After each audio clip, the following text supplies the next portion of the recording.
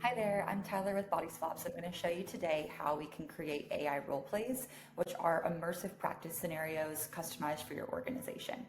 We can easily do this by clicking Create Roleplay, and then we will select which template we want to use.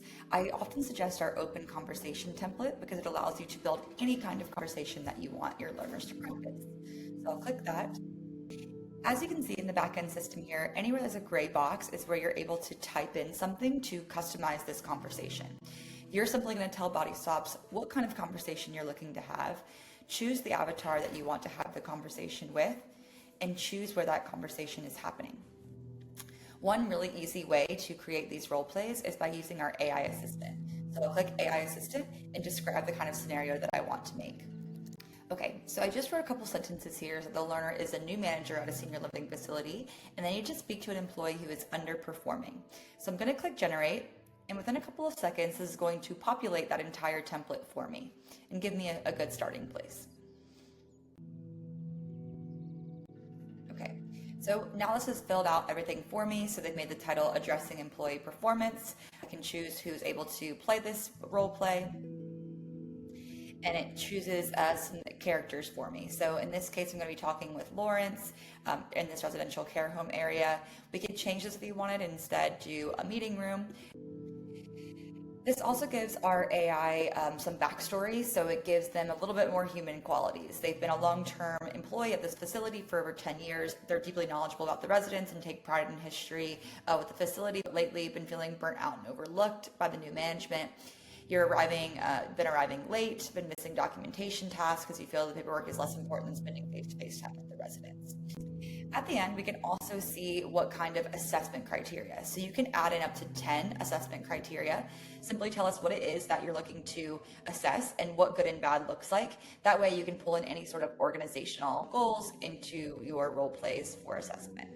In this case, it suggested two for me, which are performance management and professional communication. So this is a good starting place. I'll go ahead and click. I'll enter into the Bodyswaps app on my computer. Bodyswaps is available on VR, PC, mobile, tablet, really anywhere there is an app store.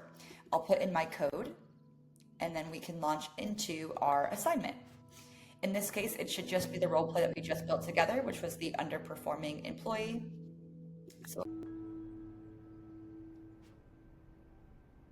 Okay, so we have some learner instructions here. Again, this is all customizable. So if you want to change any of the instructions for your learner, you can do that.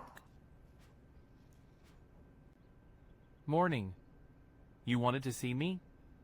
I was just finishing up with Mrs. Gable. She's been a bit anxious lately, and I wanted to make sure she felt settled before I stepped away. I've been in this building for 10 years, and I've learned that these folks need a steady hand, not just someone checking boxes on a clipboard. Anyway, I'm here now, so what's on the agenda? Hi Lawrence, thank you for coming in to speak with me. I know this is on short notice, so I appreciate you being able to step away from the residents. I actually wanted to address some concerns that we've been having around the administrative side of things. The administrative side? Look, I know things have been a bit messy lately, but it's hard to find the time to sit at a desk when the residents actually need me. I've seen a lot of managers come and go in my 10 years here, and they always seem more worried about the folders than the people in the beds. I'm doing my best to keep up, but my priority is making sure everyone is safe and cared for. And that should absolutely still remain your priority. I love that we have employees that care about our residents like you do, but we do need to make sure that we're documenting things for both the safety of you and our residents as well. I hear you. But it feels like there's a new form to fill out every time I turn around. In the old days, we focused on the floor, not the filing cabinet. When I'm running behind because I'm actually talking to a resident who's lonely, the paperwork just piles up. I suppose you're going to bring up my clock-in times too, aren't you?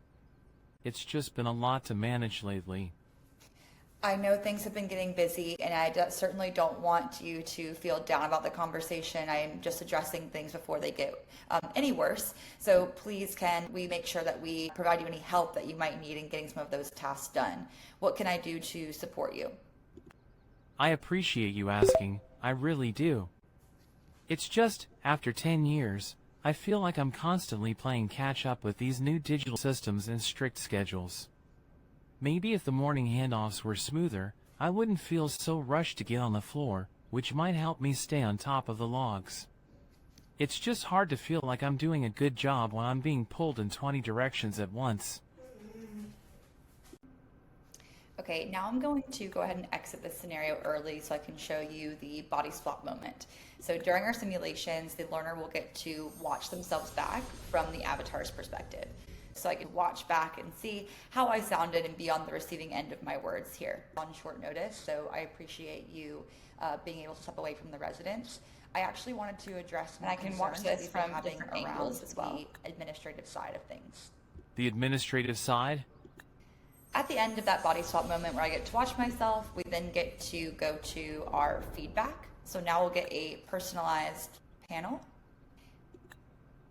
So in here, I gave a lovely job of highlighting the importance of documentation, but to build on this, I could try to be more specific, measurable targets for his attendance and paperwork, and be a bit more explicit about what the expected standards would be, so he knows how to improve.